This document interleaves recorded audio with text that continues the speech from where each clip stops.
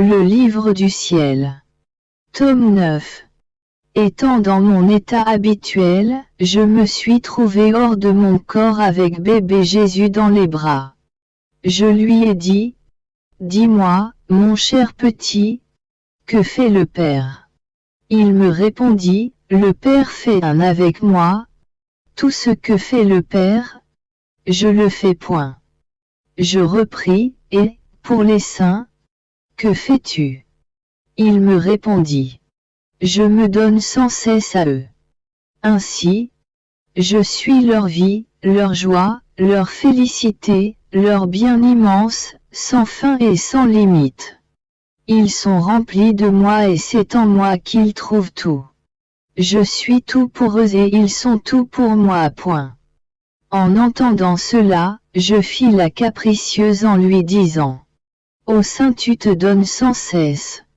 Mais, avec moi, tu te donnes si maigrement et par intervalles. Tu vas jusqu'à me faire passer une partie de la journée sans venir. Parfois, tu tardes tellement qu'il me vient la peur que tu ne viennes pas avant la soirée. Et, alors, je vis une mort des plus cruelles. Pourtant, tu m'as dit que tu m'aimais beaucoup. » Il me répondit, « Ma fille, à toi aussi je me donne sans cesse. Tantôt personnellement, tantôt par la grâce, tantôt à travers la lumière, et de beaucoup d'autres manières. Alors, comment peux-tu dire que je ne t'aime pas beaucoup ?» À ce moment, la pensée me vint de lui demander si mon état était conforme à sa volonté. Cela me paraissant plus important que ce dont nous étions en train de parler. Je lui posai donc la question. Mais lui, au lieu de me répondre, s'approcha et mit sa langue dans ma bouche, de sorte que je ne pouvais plus parler. Je ne pus que sucer quelque chose sans savoir ce que c'était. Quand il retira sa langue, j'ai eu à peine le temps de lui dire, « Seigneur, reviens tout de suite, qui sait quand tu reviendras ?» Il me répondit, « Je reviendrai ce soir. » Point. Ensuite, il disparut. Étant très souffrante, au point de ne pouvoir bouger, j'associais mes petites souffrances à celles de Jésus. J'essayais d'y mettre l'intensité d'amour qu'il met lui-même. Quand, par ses souffrances, il glorifie le Père.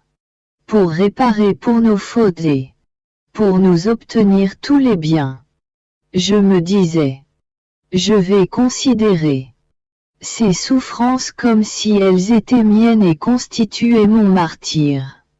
Mon lit comme s'il était ma croix, et mon immobilité comme les cordes qui me tiennent attachée afin que je sois plus précieuse aux yeux de mon bien suprême. Mais les bourreaux, je ne les vois pas. Qui donc est le bourreau qui me déchire tant et me met en lambeaux? Non seulement dans mon extérieur, mais dans le plus profond de mon être, tellement que ma vie semble vouloir éclater. Ah! Mon bourreau est mon bien-aimé Jésus lui-même. À ce moment, il me dit, « Ma fille, c'est un honneur très grand pour toi que je sois ton bourreau. J'agis envers toi comme un gentilhomme, qui se prépare à épouser sa fiancée et qui, dans le but de la rendre plus belle et plus digne de lui, ne se fie à personne d'autre, pas même à sa fiancée elle-même. C'est lui-même qui la lave, la peigne, l'habille et l'orne avec des pierres précieuses et des diamants. C'est là un grand honneur pour la fiancée. De plus, elle n'a pas à se tracasser avec des interrogations comme « Vais-je plaire à mon épouse ou non ? Aimera-t-il la manière dont je suis parée ou me grondera-t-il comme une sotte de n'avoir pas su la manière de bien lui plaire ? Voilà comment j'agis avec mes épouses bien-aimées. L'amour que j'ai pour elles est si grand que je ne me fie à personne d'autre. je me fais même leur bourreau, mais un bourreau amoureux. C'est ainsi que, tantôt je les lave, tantôt je les peigne, tantôt je les habille pour qu'elles soient encore plus belles, tantôt je les pare de pierres précieuses, non celles qui proviennent de la terre et de ces choses superficielles, mais celles que je fais sortir du tréfonds de leur âme et qui se forment au toucher de mes doigts, qui créent la souffrance de laquelle ces pierres résultent. Mon toucher transforme en or leur volonté, laquelle laisse transparaître toutes sortes de choses magnifiques. Les plus belles couronnes, les vêtements les plus magnifiques, les fleurs les plus odoriférantes et les mélodies les plus plaisantes. Tout comme je les ai fait naître de mes propres mains, de ces mêmes mains, je les arrange de manière à ce qu'elles soient de plus en plus belles. Tout cela se passe dans les âmes souffrantes. Par conséquent, n'ai-je pas raison de dire que ce que je fais en toi est un très grand honneur pour toi. Je me trouvais dans mon état habituel quand mon bienveillant Jésus me dit d'une voix douce: Ma fille, les mortifications, les misères, les privations, les douleurs et les croix servent, pour qui sait les bien accueillir, à graver ma sainteté dans leur âme.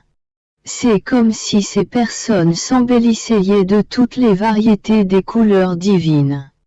Leurs souffrances sont des parfums célestes dont leur âme devient toute parfumée. Point.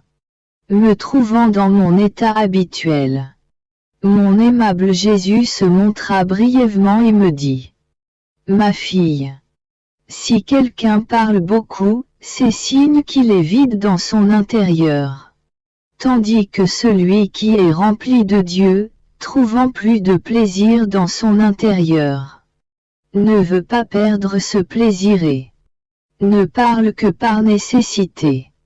Et même quand il parle, il ne quitte jamais son intérieur et il tente, en ce qui le concerne, de graver dans les autres ce qu'il ressent en lui.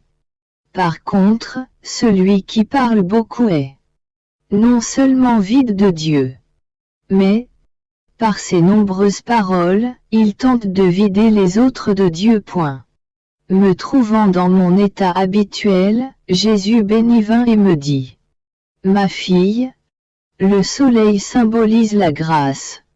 S'il trouve un vide, que ce soit une caverne, un souterrain, une fissure ou un trou, pourvu qu'il y ait un vide et une petite ouverture permettant d'y pénétrer, il entre et inonde tout de lumière.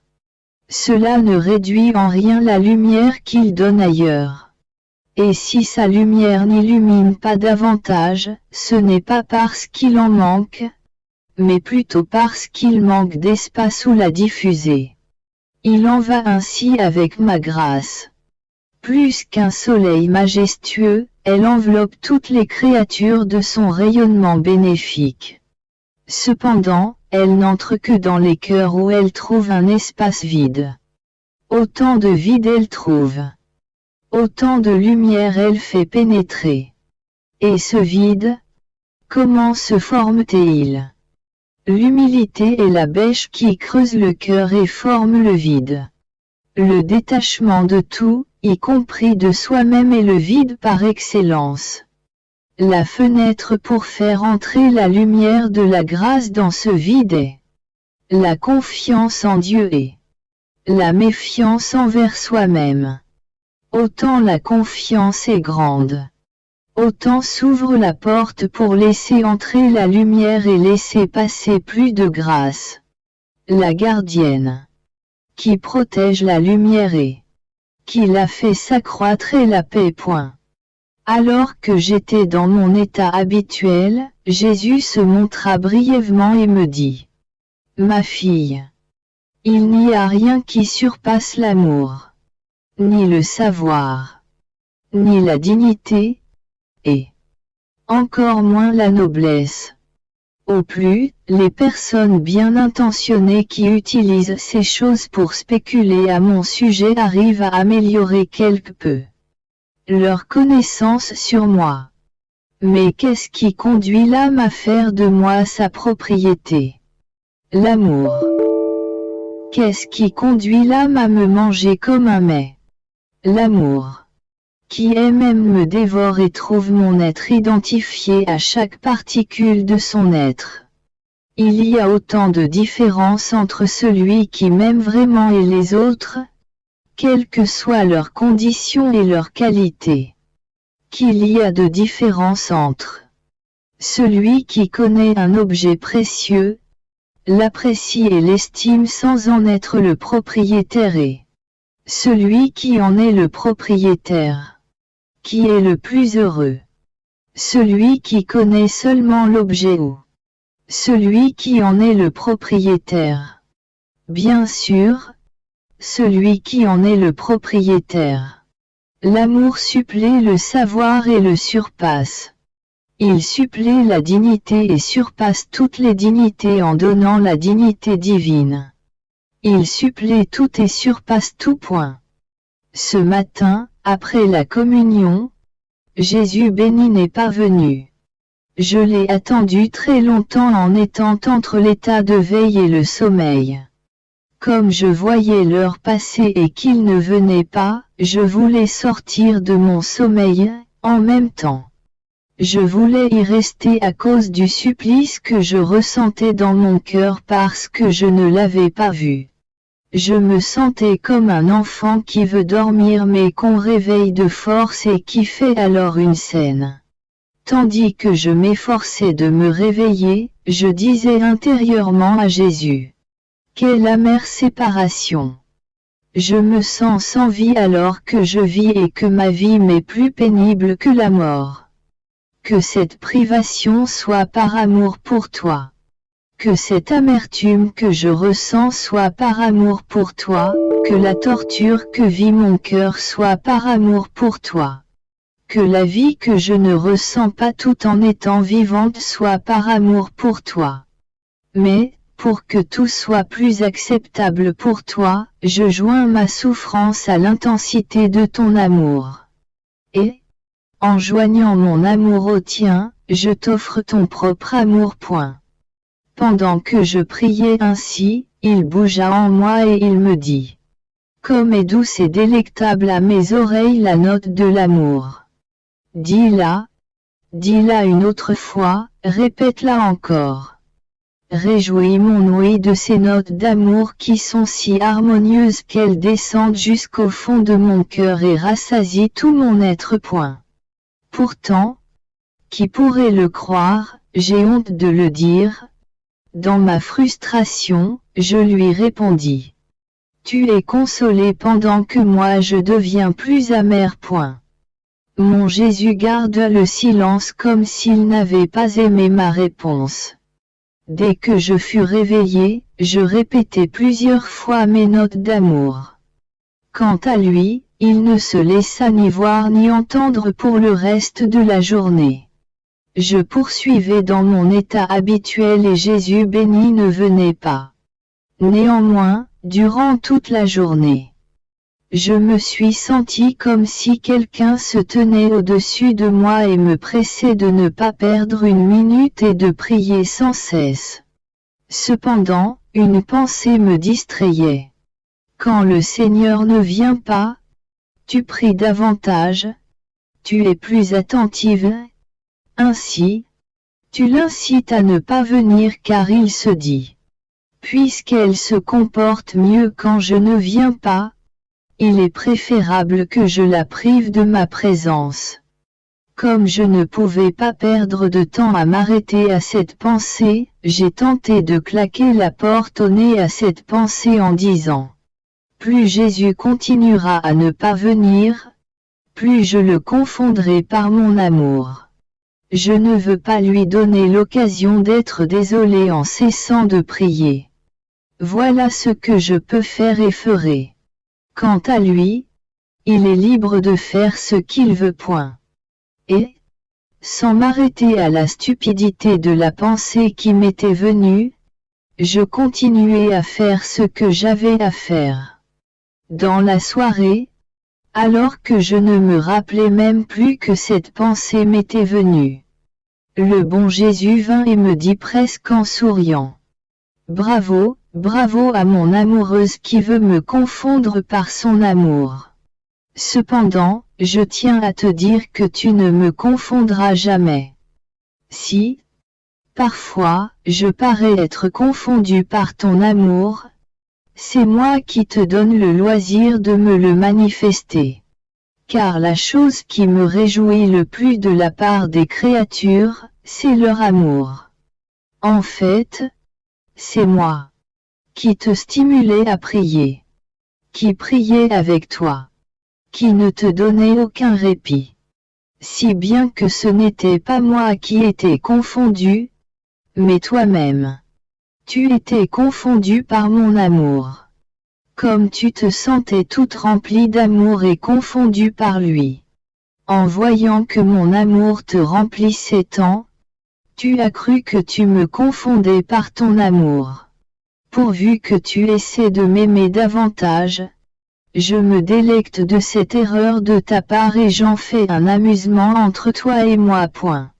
J'ai traversé une période très amère à cause de la privation de mon bon Jésus. Au plus, il se montrait comme une ombre ou un éclair. Par bout, il n'y avait même plus d'éclair. Mon intelligence était troublée par la pensée suivante. Comme il m'a cruellement laissé. Jésus est si bon. Peut-être que ce n'était pas lui qui venait. Sa bonté ne m'aurait pas fait cela. Qui sait, c'était peut-être le diable ou mon imagination, ou des rêves. Mais, au plus profond de moi, mon âme ne voulait pas prêter attention à ces pensées contrariantes et elle voulait rester dans la paix.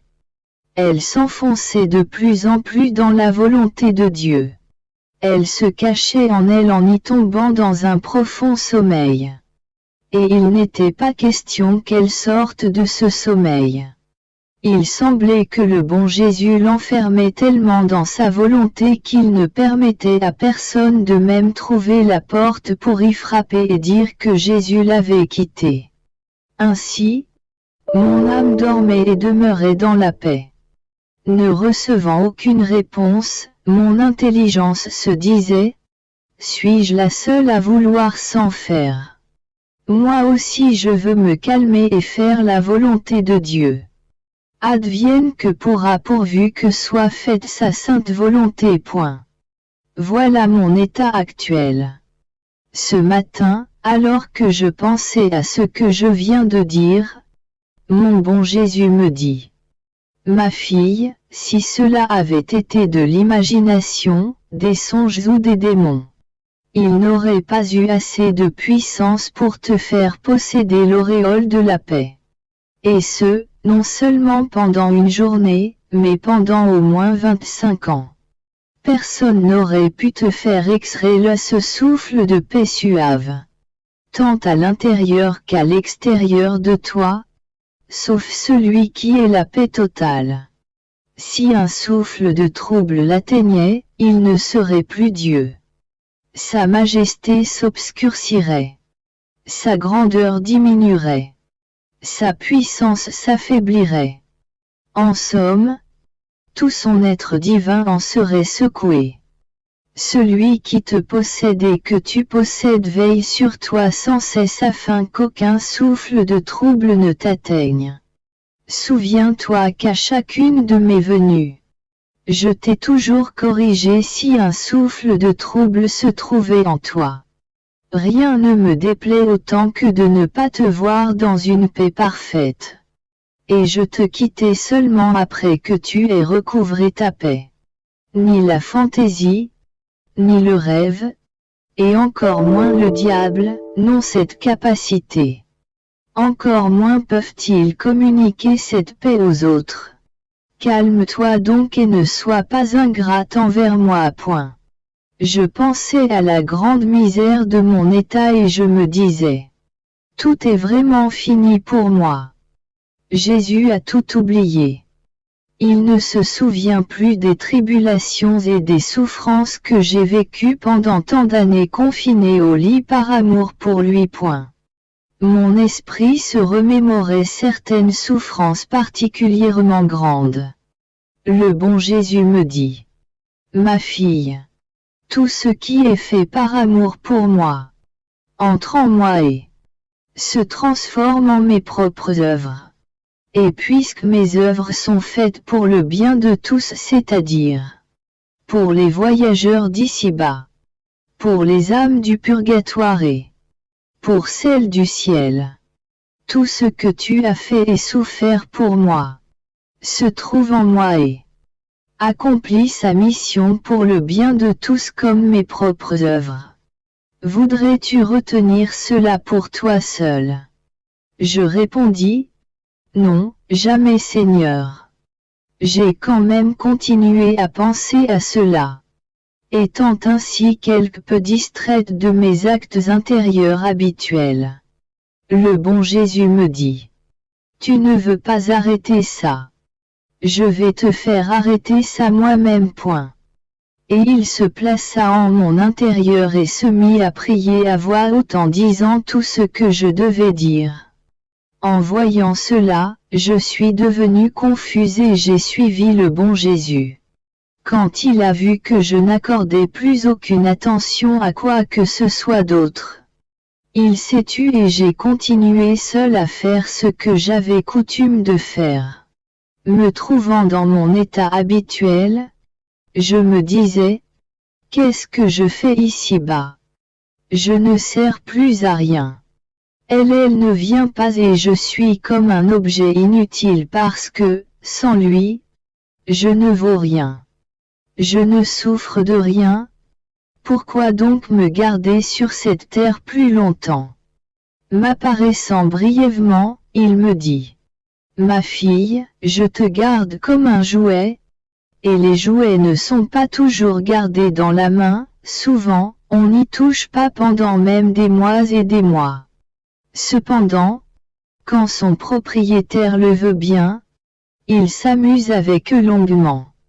Et toi, ne voudrais-tu pas que j'aie un seul jouet sur la terre? Laisse-moi m'amuser avec toi à volonté pendant que tu es sur la terre et, en contrepartie, je te laisserai t'amuser avec moi au ciel. Étant dans mon état habituel, je me disais: Pourquoi le Seigneur tient-il absolument à ce qu'aucun trouble n'entre en moi et qu'en toute chose, je sois toujours dans la paix? Il semble que rien ne lui plaise. Même les grandes œuvres, les vertus héroïques ou les souffrances atroces, s'il détecte dans l'âme un manque de paix, il semble alors dégoûté et déçu de cette âme. À ce moment, d'une voix digne et imposante, il répondit à mon interrogation en me disant: Parce que la paix est une vertu divine, alors que les autres vertus sont humaines. Ainsi, toute vertu qui n'est pas auréolée de la paix ne peut être appelée vertu, mais plutôt vice. Voilà pourquoi la paix me tient tant à cœur. La paix est le signe le plus sûr qu'on souffre et travaille pour moi.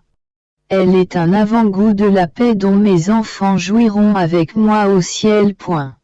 Je réfléchissais sur ce que j'avais écrit le 27 du mois précédent et je me disais: Moi qui croyais être quelque chose entre les mains du Seigneur, voilà que je ne suis qu'un jouet. Les jouets sont faits de glaise, de terre, de papier, d'une bande élastique ou autre. Et il suffit qu'on les échappe ou qu'il leur arrive la moindre secousse pour qu'ils soient brisés et que, n'étant plus utiles pour le jeu, ils soient jetés. Ô mon bien, comme je me sens accablé à la pensée qu'un jour ou l'autre tu pourrais me jeter. Le bon Jésus se fit alors voir en me disant: Ma fille, ne t'accable pas. Quand les jouets sont faits de matière sans valeur et qu'ils se brisent, on les jette. Mais, s'ils sont en or, en diamants ou en quelque autre matière précieuse, on les fait réparer et ils servent toujours à amuser celui qui a le bonheur de les posséder. Voilà ce que tu es pour moi, un jouet en diamants et en or extrêmement pur, parce que tu as mon image en toi et que j'ai payé le prix de mon sang pour t'acheter. De plus, tu es orné de souffrances semblables aux miennes. Par conséquent, tu n'es pas un objet sans valeur que je pourrais jeter. Tu m'as coûté très cher. Tu peux être tranquille, il n'y a aucun danger que je te jette point. Étant très affligé à cause de mon pauvre état, je me sentais dégoûté à mes propres yeux et abominable aux yeux de Dieu. Je me sentais comme si le Seigneur m'avait laissé à mi-chemin et que, sans lui, je ne pouvais aller plus loin. J'avais le sentiment qu'il ne voulait plus se servir de moi pour épargner au monde des châtiments et que c'était pourquoi il avait éloigné de moi les croix, les épines et mis fin à toute participation à sa passion et à ses communications. La seule chose que je voyais, c'était qu'il veillait à ce que je demeure dans la paix. Mon Dieu, quelle douleur! Si tu ne me distrayais pas de ma perte de la croix, de toi et de tout, j'en mourrais de douleur. Ah! Si ce n'était de ta sainte volonté, dans quel océan de difficultés je serais noyé. Oh! Garde-moi toujours dans ta sainte volonté et cela me suffit point. J'étais dans mon état habituel, en pleurant, je me disais, le bon Jésus n'a aucunement tenu compte de moi, ni de mes années passées au lit, ni de mes sacrifices, de rien, sinon il ne m'aurait pas laissé point. Et je pleurais et pleurais. À un moment, j'ai senti qu'il bougeait en moi et j'ai perdu conscience. Cependant, même hors de mon corps, je continuais à pleurer. Puis, comme si une porte s'était ouverte en moi, j'ai vu Jésus. Je me sentais si irrité que je ne lui ai rien dit et n'ai fait que continuer à pleurer. Il m'a dit, « Calme-toi, ne pleure pas. Si tu pleures, je sens qu'on me touche le cœur et je m'évanouis d'amour pour toi. Veux-tu donc accroître mes souffrances à cause de ton amour ?» Puis, en prenant un air majestueux et comme assis sur un trône dans mon cœur, il sembla tenir une plume et écrire. Se tournant vers moi, il me dit, « Voici je ne tiens pas compte de tes choses. Non seulement de tes années passées au lit, de tes sacrifices, mais encore des pensées que tu as eues pour moi. J'écris tes affections, tes désirs, tout, et même ce que tu voudrais faire et souffrir. Mais que tu ne peux pas parce que je ne te le permets pas. Je compte tout, pèse tout et mesure tout. Afin que rien ne soit perdu et que tu sois récompensé pour tout. Toutes ces choses que j'écris, je les garde dans mon cœur. Point. Ensuite, je ne sais comment, je me suis retrouvé en Jésus alors qu'auparavant je me trouvais dans mon propre intérieur. Ma tête semblait être à la place de la sienne et tous mes membres formaient son corps. Il me dit, « Vois comment je te garde, comme mon propre corps. » Point. Puis, il disparut. Un peu plus tard, comme je continuais d'être affligé et que je fondais en larmes à tout moment, il me dit, « Courage, ma fille, je ne t'ai pas laissé. Je reste caché parce que si je me montrais comme auparavant, tu me garderais continuellement attaché et je ne pourrais plus châtier le monde. Je ne t'ai pas non plus laissé à mi-chemin. As-tu oublié ce que sont ces dernières années de ta vie? Ce sont des années voulues par ton confesseur. Ne te rappelles-tu pas que, à 4 ou 5 reprises, tu t'es trouvé en lutte contre moi? Moi qui voulais t'emmener alors que tu me disais que ton confesseur ne le voulait pas. Ainsi, moi qui t'avais préparé pour te prendre avec moi, j'étais obligé de te laisser. En conséquence, tu vis des années de pause et de patience. La charité et l'obéissance ont leurs propres épines qui ouvrent de grandes blessures et font saigner le cœur, mais qui font éclore des roses vermeilles des plus odoriférantes et belles.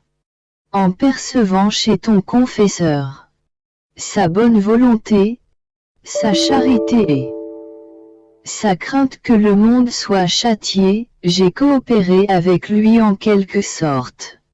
Mais, si personne ne s'était interposé, tu ne serais certainement pas ici. Allons, courage, l'exil ne sera quand même pas si long. Et je te promets que le jour vient où je ne me laisserai vaincre par personne. Point. Qui pourrait dire dans quelle mer d'amertume je nage? Je suis réconforté, oui, mais attristé jusqu'à la moelle de mes os. Je ne peux me rappeler tout cela sans pleurer, à tel point qu'en disant cela à mon confesseur, mes larmes coulaient avec tant d'abondance que je semblais être fâché contre lui. Je lui ai vraiment dit, vous êtes la cause de mes maux. Point. Je poursuivais dans mon état d'affliction à cause de la perte de mon bon Jésus. Comme à l'accoutumée, j'étais complètement occupé à méditer sur les heures de la Passion. J'en étais à l'heure où Jésus fut chargé du lourd bois de la croix. Le monde entier m'était présent, passé, présent et futur. Mon imagination semblait voir toutes les fautes de toutes les générations oppressant et écrasant le bienveillant Jésus, si bien que, comparé à tous les péchés, la croix n'était qu'un brin de paille, l'ombre d'un poids. J'essayais de me serrer contre Jésus en lui disant, « Vois, ma vie, mon bien, je viens me tenir ici au nom de tous. Vois-tu toutes ces vagues de blasphème? Je me tiens ici pour te répéter que je te bénis au nom de tous. Combien de vagues d'amertume, de haine, de mépris, d'ingratitude et de manque d'amour. Je veux te consoler au nom de tous, t'aimer au nom de tous, te remercier, t'adorer et t'honorer au nom de tous. Cependant, mes réparations sont froides, misérables et limitées, alors que toi, l'offensé, tu es infini. Par conséquent, je veux rendre infini mon amour et mes réparations. Et, dans le but de les rendre infinis, immenses, sans fin, je m'unis à toi, à ta divinité, de même qu'au Père et au Saint-Esprit. Et je te bénis avec vos propres bénédictions, je t'aime avec votre propre amour. Je te console avec vos propres douceurs. Je t'honore et t'adore comme vous le faites entre vous, les divines personnes. Point. Qui pourrait dire tout ce qui sortait ainsi de mon intelligence, bien que je ne sois bonne qu'à dire des sottises. Je n'en finirais pas si je voulais tout dire. Quand je fais les heures de la Passion, je me sens comme si, avec Jésus, j'embrassais l'immensité de son œuvre. Et, au nom de tous, je glorifie Dieu. Je répare et implore pour tous. Il m'est difficile de tout dire. Une pensée me vint. Tu penses aux péchés des autres et que dis-tu des tiens? Pense aux tiens et répare pour les tiens. Alors j'ai essayé de penser à mes maux, à mes grandes misères, à mes privations de Jésus causées par mes péchés. Ainsi distraite des choses habituelles de mon intérieur, je pleurais sur ma grande infortune. Sur ces entrefaites, mon Jésus, toujours aimable, bougea en moi. Et il me dit d'une voix sensible, « veux-tu être l'arbitre de toi-même? Le travail de ton intérieur est le mien, non le tien. Tu n'as qu'à me suivre. Le reste, je le fais moi-même. Tu dois cesser de penser à toi, ne rien faire d'autre que ce que je veux. Je m'occuperai moi-même de tes maux et de tes biens. Qui peut te faire le plus de bien? Toi ou moi? Et il se montra mécontent. Ainsi, je me suis mise à le suivre. Par après, arrivé à un autre point du chemin du calvaire où, plus que jamais, je pénétrais dans les diverses intentions de Jésus, une pensée me vint. Non seulement dois-tu arrêter de penser à te sanctifier, mais aussi arrêter de penser à être sauvé. Ne vois-tu pas que, par toi-même, tu n'es bon à rien? Quel bien peux-tu obtenir en faisant cela pour les autres? M'étant tourné vers Jésus, je lui dis: Mon Jésus, ton sang, tes peines et ta croix ne sont-ils pas pour moi aussi?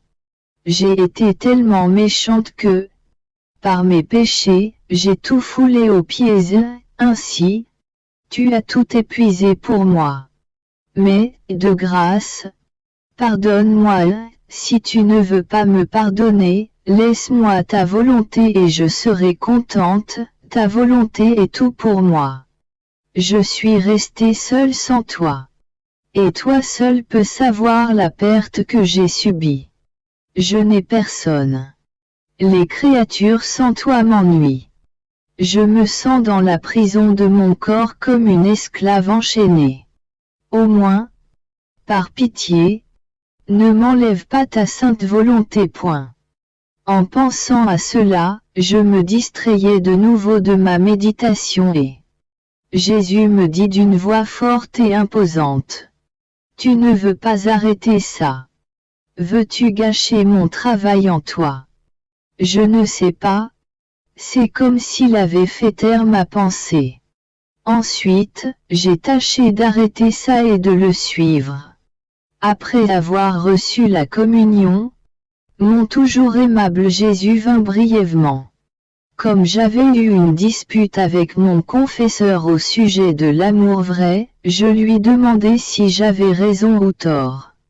Il me dit: Ma fille, c'est exactement comme tu l'as dit, à savoir que l'amour vrai facilite tout, bannit toute crainte, tout doute, et que son art consiste à prendre possession de la personne aimée.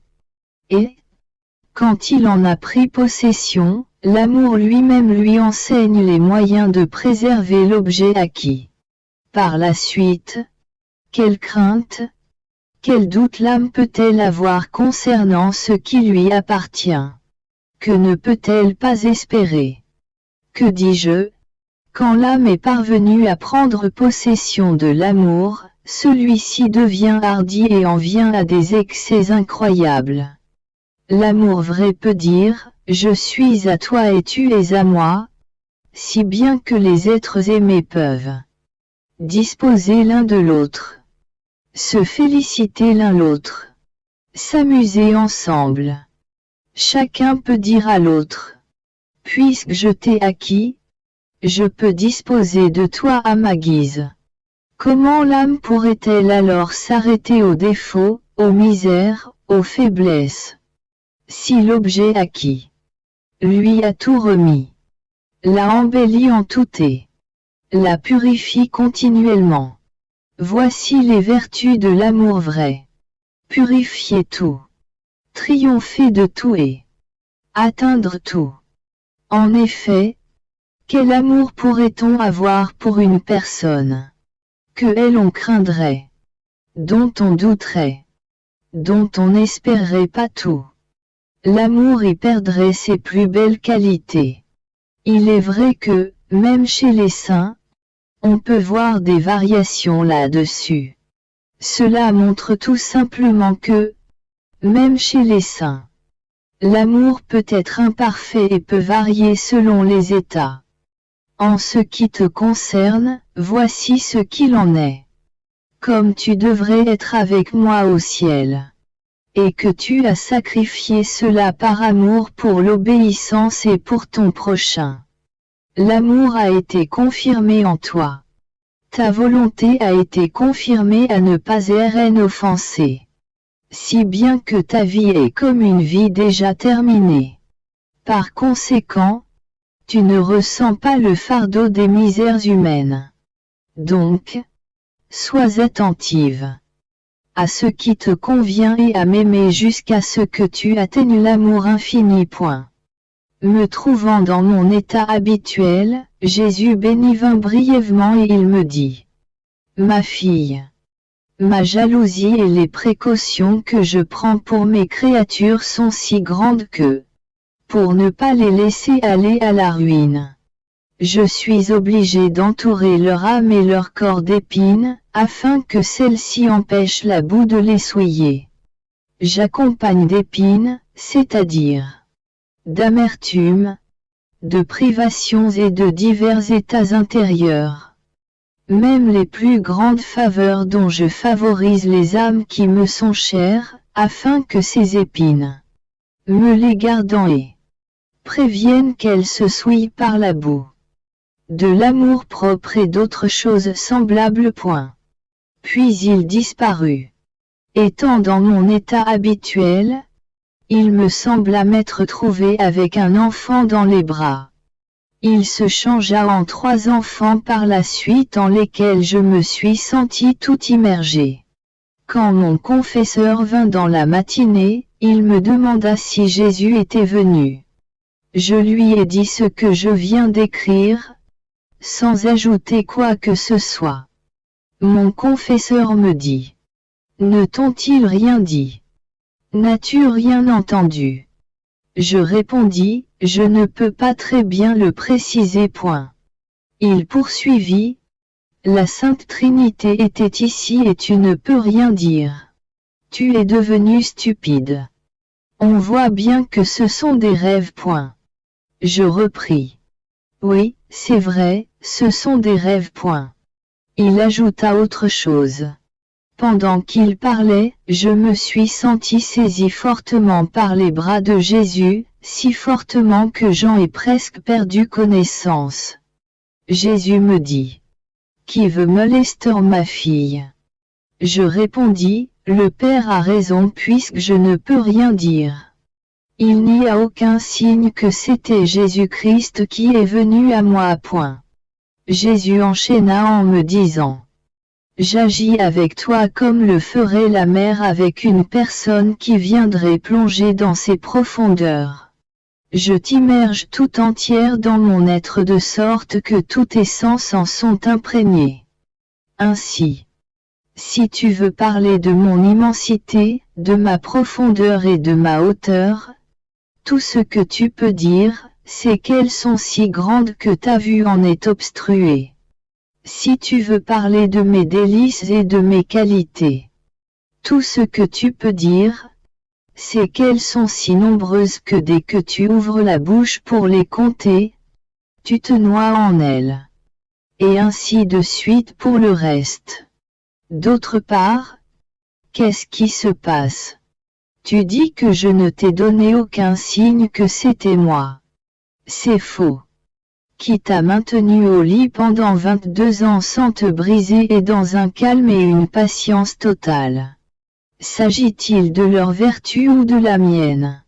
Et que dire des tests qu'ils te firent subir dans les premières années de ton état actuel, quand ils t'ont fait demeurer immobile pendant 17 ou 18 jours sans prendre aucun aliment, était-ce eux ou moi qui te maintenais? Après cela, comme mon confesseur m'avait appelé, je suis revenu dans mon corps. Ensuite il célébra la Sainte Messe et je communiais. Alors Jésus revint. Je me suis plainte qu'il ne venait plus comme auparavant, que le grand amour qu'il avait pour moi semblait changer en froideur. Je lui ai dit: Chaque fois que je me plains, tu trouves des excuses. Ainsi, Tu dis que tu veux châtier et que c'est pour cela que tu ne viens pas. Mais moi, je ne crois pas cela. Qui sait quel mal se trouve dans mon âme, voilà pourquoi tu ne viens pas. Au moins, dis-le-moi, pour que, quel qu'en soit le prix, y compris le prix de ma vie, je l'enlève. Sans toi, je ne peux être.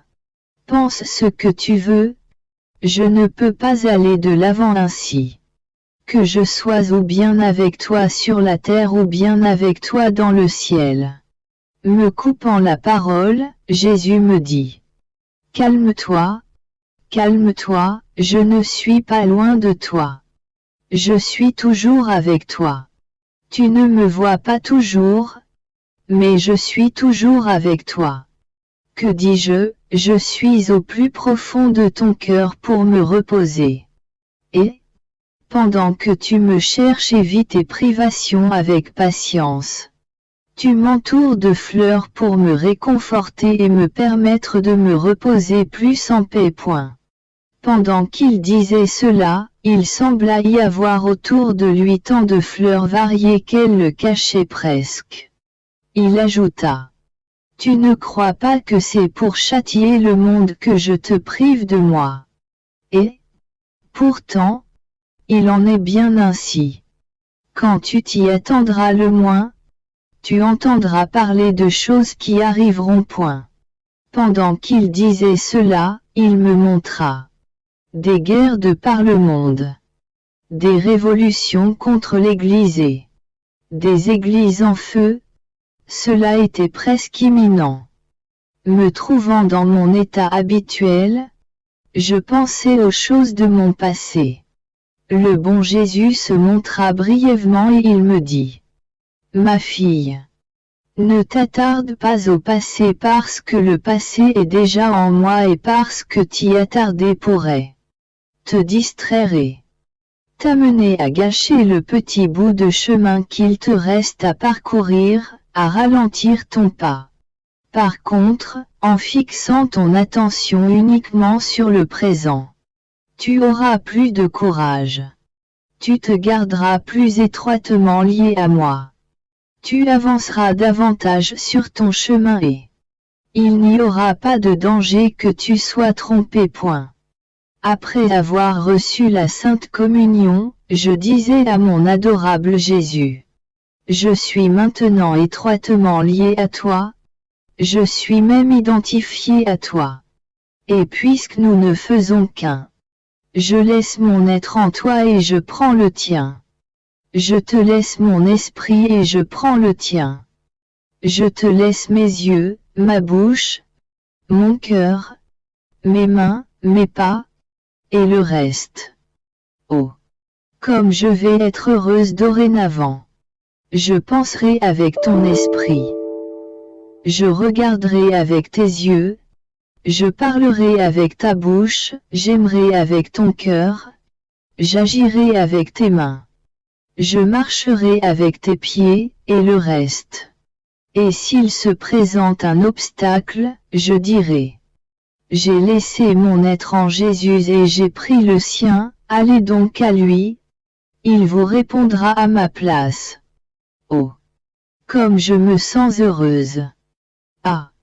Je veux aussi prendre ta béatitude, n'est-ce pas, Jésus? Mais, ô ma vie et mon bien, par ta béatitude, tu rends tout le ciel heureux, alors que moi, en prenant ta béatitude, je ne rends personne heureux. Jésus me dit, ma fille, toi aussi, en prenant mon être ainsi que ma béatitude, tu peux rendre les autres heureux. Pourquoi mon être a-t-il le pouvoir de répandre le bonheur? Parce que tout est harmonie en moi. Une vertu s'harmonise avec une autre, la justice avec la miséricorde, la sainteté avec la beauté, la sagesse avec la force, l'immensité avec la profondeur et la hauteur, et ainsi de suite. Tout est harmonie en moi, rien n'est discordant. Cette harmonie me rend heureux et comble de bonheur tous ceux qui s'approchent de moi. Aussi, en revêtant mon être, veille à ce que toutes les vertus s'harmonisent en toi. Cette harmonie communiquera la béatitude à quiconque s'approchera de toi. Parce que, s'il voit en toi la bonté, la douceur, la patience, la charité et l'égalité en toutes choses, il se sentira heureux d'être près de toi. Pendant que je me plaignais à Jésus au sujet de mes privations, il se montra brièvement et il me dit: Ma fille, la croix rapproche de plus en plus l'âme de moi. Ces privations dont tu souffres te font planer au-dessus de toi-même. Car, en ne trouvant pas en toi celui que tu aimes, tu n'as plus de goût pour la vie. Tout autour de toi t'ennuie et tu ne trouves rien sur quoi t'appuyer. Celui sur qui tu as coutume de t'appuyer te semble absent. Et, en conséquence, ton âme plane jusqu'à ce qu'elle soit purifiée de tout au point d'être complètement consumée. Après, ton Jésus te donnera le baiser final et tu te retrouveras au ciel. N'es-tu pas contente? Me trouvant dans mon état habituel, il me semble avoir à l'intérieur de moi Jésus jouer une sonate sur un orgue.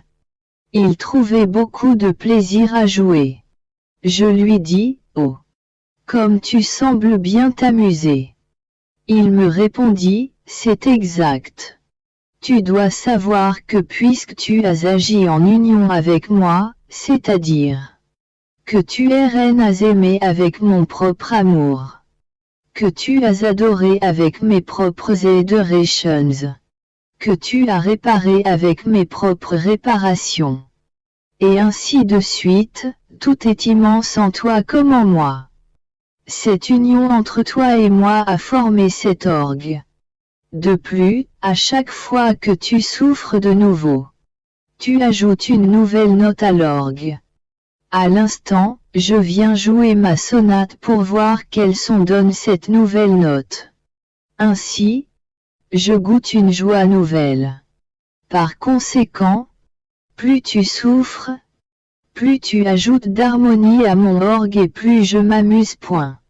Après avoir vécu des jours amers de privation et après avoir communié, je me plaignais à mon aimable Jésus en lui disant: On dirait vraiment que tu veux me laisser complètement. Mais dis-moi au moins si tu veux que je quitte cet état. Qui sait quel désordre se trouve en moi pour que tu te sois éloigné ainsi. Aide-moi. De tout mon cœur je te promets que je serai meilleur. Jésus me répondit: Ma fille, ne t'inquiète pas. Quand je te fais perdre conscience, reste calme. Quand je fais l'inverse, reste encore plus calme, sans gaspiller ton temps. Prends tout de mes mains, comme ça t'arrive. Ne puis-je pas suspendre ton état pendant quelques jours? Pour ce qui est du désordre en toi, s'il y en avait, je te l'aurais dit. Sais-tu ce qui met le désordre dans l'âme? Seulement le péché, si petit soit-il. Oh! Comme il la déforme, la décolore, l'affaiblit. Cependant, les divers états d'âme et les privations ne lui causent aucun dommage. Par conséquent, sois attentive à ne pas m'offenser, même très peu. Iti ne crains aucunement qu'il y ait du désordre dans ton âme. Je repris. Mais, Seigneur, il doit y avoir quelque chose de mal en moi. Avant, tu allais et venais sans cesse. Et, lors de tes visites, tu me faisais participer à la croix, aux clous et aux épines. Mais, maintenant que ma nature s'est habituée à ces choses, qu'elles me sont devenues comme naturelles, à ce point qu'il m'est plus facile de souffrir que de ne pas souffrir. Tu te retires. Comment se fait-il qu'il ne se passe plus rien d'important en moi? Avec douceur, Jésus me dit, écoute, ma fille. J'ai eu à disposer ton âme pour que tu fasses tes délices de la souffrance, afin que je puisse y accomplir mon travail. J'ai dû t'éprouver, te surprendre, te charger de souffrance afin que ta nature renaisse à une vie nouvelle. Ce travail, je l'ai terminé puisque ta participation à mes souffrances est devenue permanente, parfois plus, parfois moins. Maintenant que ce travail a été complété, j'en jouis. Ne veux-tu pas que je me repose? Écoute, ne pense pas à cela, laisse faire ton Jésus qui t'aime tant. Je sais. Quand mon activité est nécessaire en toi et quand je dois me reposer de mon travail. Me trouvant dans mon état habituel, mon doux Jésus vint brièvement. Il me dit, ma fille. Celui qui considère la croix d'un point de vue humain la trouve boueuse, par conséquent, lourde et amère. Par contre, celui qui considère la croix d'un point de vue divin la trouve pleine de lumière, légère et douce. En regardant la vie d'un point de vue humain, on est dépourvu de grâce, de force et de lumière. Par conséquent, on en vient à dire des choses comme « Pourquoi cette personne m'a-t-elle fait ce tort? Pourquoi cette autre m'a-t-elle causé ce chagrin, m'a-t-elle calomnié ?» Et on se remplit d'indignation, de colère, d'idées de vengeance. Ainsi, la croix nous paraît boueuse, sombre, lourde et amère. Par contre, les façons divines de penser sont remplies de grâce, de force et de lumière. Par conséquent, on n'a pas le goût de dire, Seigneur, pourquoi m'as-tu fait cela? Au contraire, on s'humilie, on se résigne. Et la croix devient légère et apporte à l'âme de la lumière et de la douceur. Me trouvant dans mon état habituel, je réfléchissais sur l'agonie de Jésus au jardin. Se montrant brièvement à moi, mon aimable Jésus me dit, « Ma fille, les hommes n'ont agi que sur l'écorce de mon humanité, alors que l'amour éternel agissait sur tout mon intérieur. Ainsi, durant mon agonie, ce ne furent pas les hommes, mais l'amour éternel, l'amour immense, l'amour incalculable, l'amour caché qui ouvrit en moi de grandes blessures, me transperça avec des clous enflammés, me couronna d'épines brûlantes, m'abreuva de fiel bouillant, et, incapable de supporter autant de martyrs en même temps, mon humanité fit jaillir de grands ruisseaux de sang. Elle se contorsionnait et en vint à dire, « Père, si c'est possible, retire de moi ce calice. Cependant, que soit faite non pas ma volonté, mais la tienne. » Cela ne se reproduisit plus durant le reste de ma passion. Tout ce que je souffris dans le cours de la passion, je le souffris tous ensemble durant l'agonie et cela, de manière plus intense, plus douloureuse et plus profonde.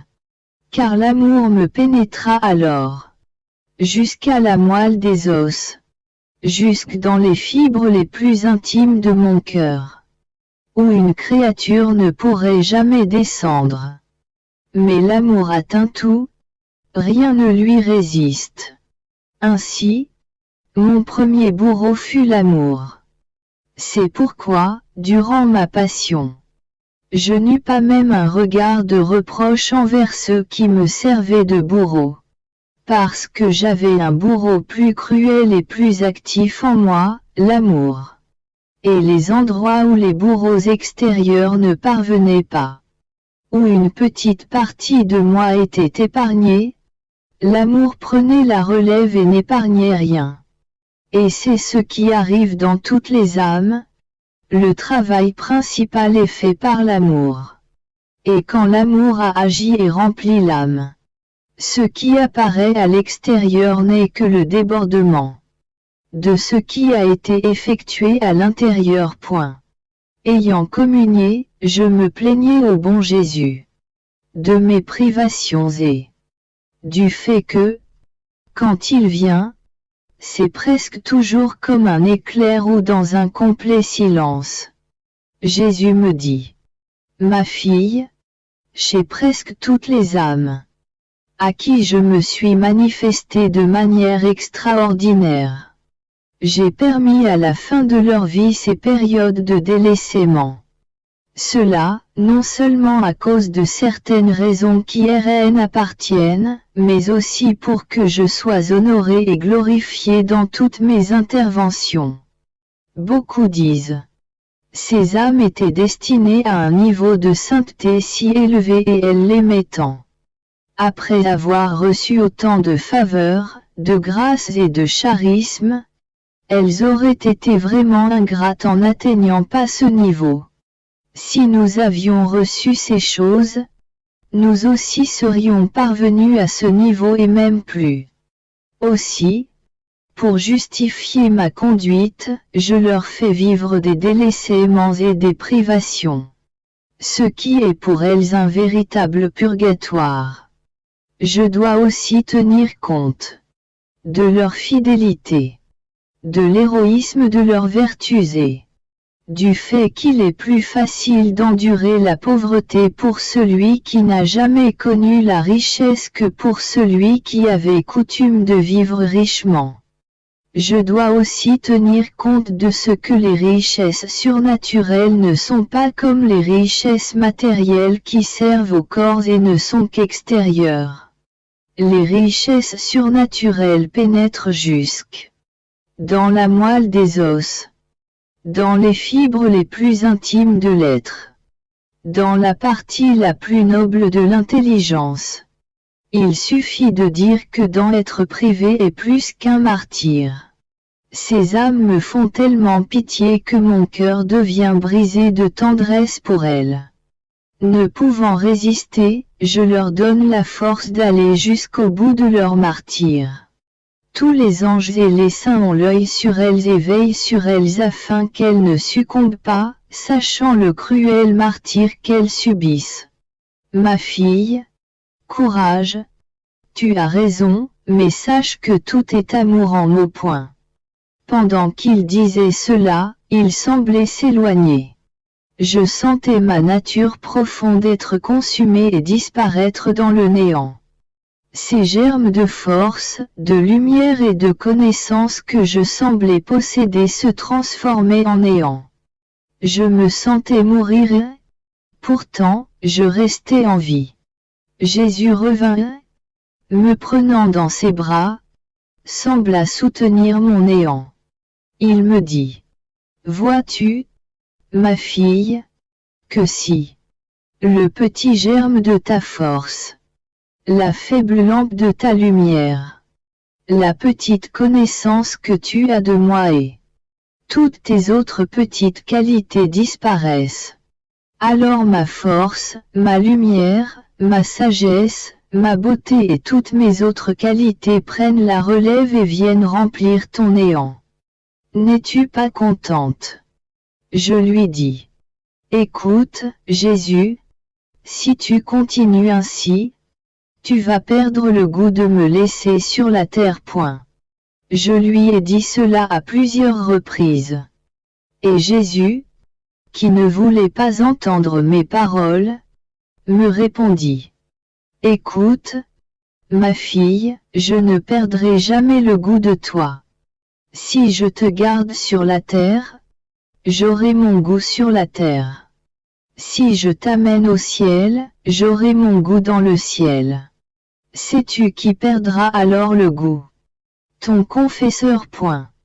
Ce matin, à la communion, je me plaignis à Jésus de ne plus être capable de manifester mon état à celui à qui je dois le faire.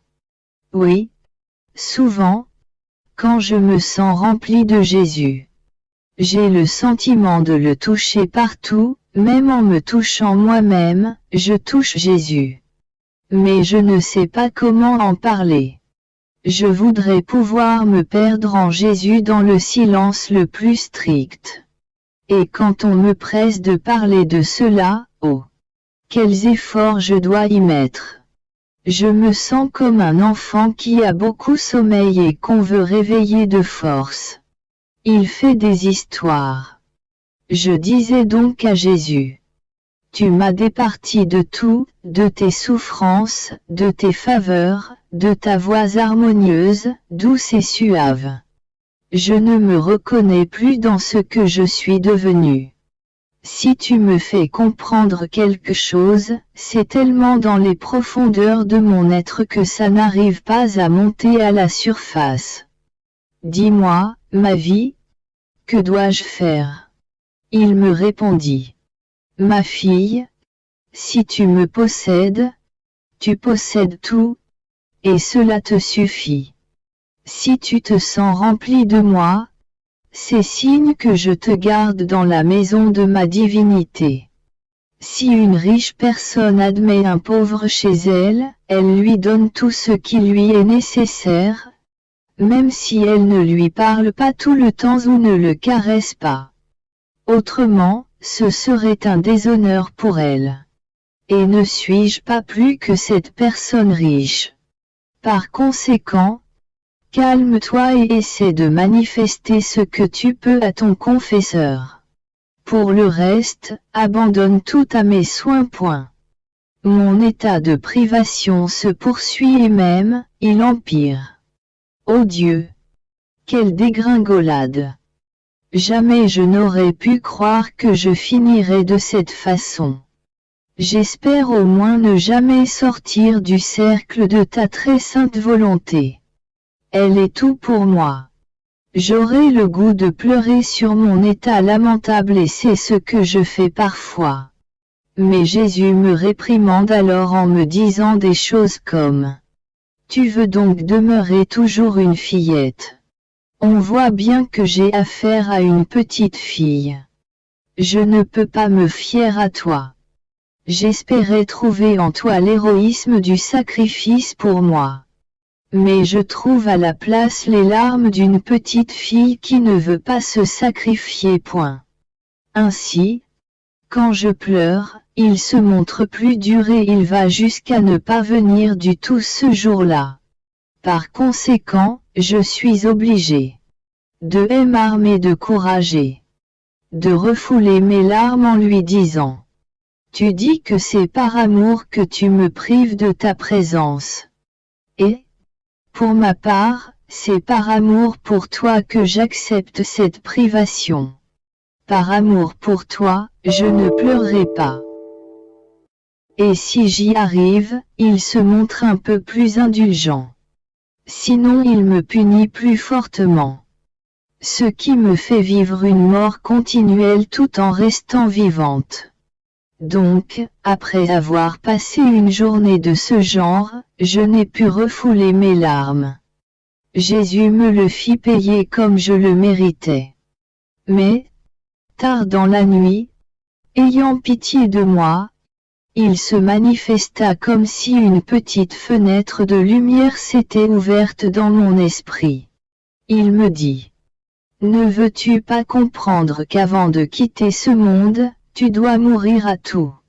À la souffrance, au désir, aux faveurs. Tout en toi doit mourir dans ma volonté et dans mon amour. Au ciel, ce qui entre dans l'éternité, c'est uniquement ma volonté et mon amour. Toutes les autres vertus prennent fin. Patience, obéissance, souffrance, désir. Il n'y a que ma volonté et mon amour qui n'ont jamais de fin. Par conséquent, tu dois mourir par avance dans ma volonté et dans l'amour. Il doit en être ainsi pour tous mes saints. Et moi-même, je n'ai pas voulu faire exception. En ayant été abandonné par le Père. Afin de mourir totalement dans sa volonté et dans son amour. Oh! Comme j'aurais voulu souffrir davantage. Oh! Comme j'aurais désiré en faire davantage pour les âmes. Mais tout cela mourut dans la volonté et dans l'amour du Père. C'est ainsi qu'ont agi les âmes qui m'ont vraiment aimé. Et toi? Tu ne veux pas comprendre cela.